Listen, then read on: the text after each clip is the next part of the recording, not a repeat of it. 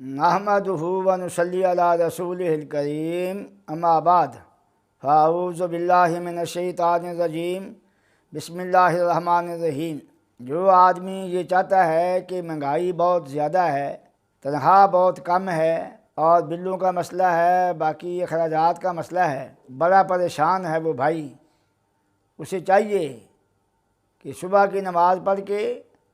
باوضو ہو کے قبلے کو منہ کر کے مصلی بچھا کے کسی سے بات چیت نہیں کرنی، توجہ کے ساتھ اول آخر درود شریف پڑھے، درود ابراہیمی، اور 1000 مرتبہ استغفار کرے، استغفر اللہ استغفر اللہ استغفر اللہ، یا اتنے پڑھ لے یا استغفر اللہ و اتوب الیہ جیسا کہ نسائی شریف میں آتا ہے، یہ پڑھ لے، یا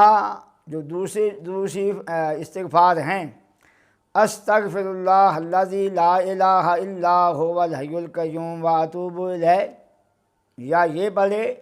استغفر اللہ ربی من کل ذنب و اتوب الیہ۔ جو اس کو آسان لگتا ہے وہ مسلمان بھائی اس کا وظیفہ کرے تو انشاءاللہ العزیز اس کے جو حالات ہیں صحیح ہو جائیں گے۔ جو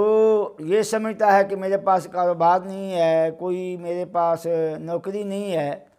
تو اللہ مجھے کاروبار عطا فرما دے، مجھے نوکری عطا فرما دے، وہ بھی یہ وظیفہ کرے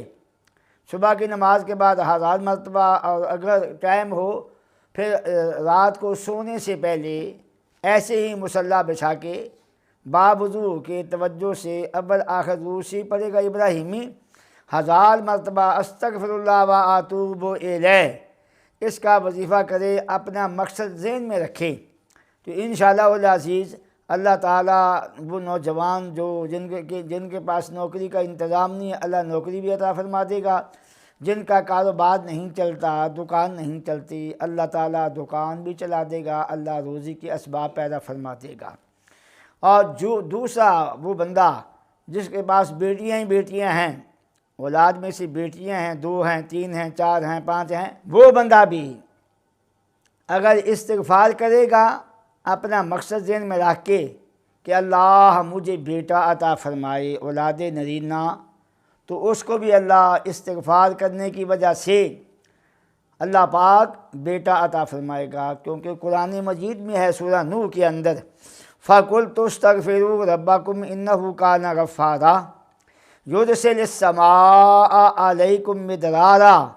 وَيُمْدِدْكُمْ بِأَمْوَالٍ وَبَنِينَ وَيَجْعَلْ لَكُمْ جَنَّاتٍ وَيَجْعَلْ لَكُمْ أَنْهَارًا۔ سورہ نوح میں ہے کہ استغفار کا پہلا فائدہ یہ اللہ گناہ معاف کرتا ہے،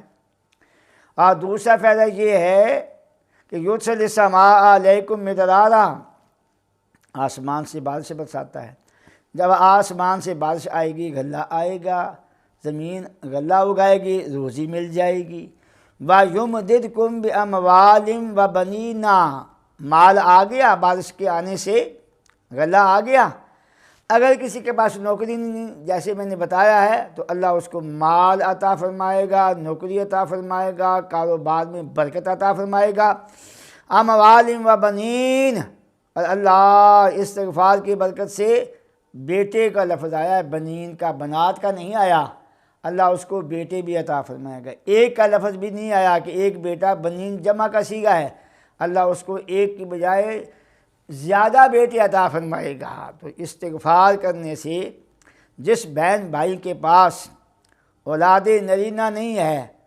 وہ یقین کامل کے ساتھ، پیر کامل کے یقین کامل، اللہ پر یقین رکھتے ہوئے وہ مسلمان بہن بھائی یہ وظیفہ کریں، اللہ رب العالمین اس کو اولاد نرینہ عطا فرمائے گا، بیٹے بھی عطا فرمائے گا۔ اللہ سے دعا اللہ مسلمانوں کو یہ وظیفہ کرنے کی توفیق عطا فرمائے۔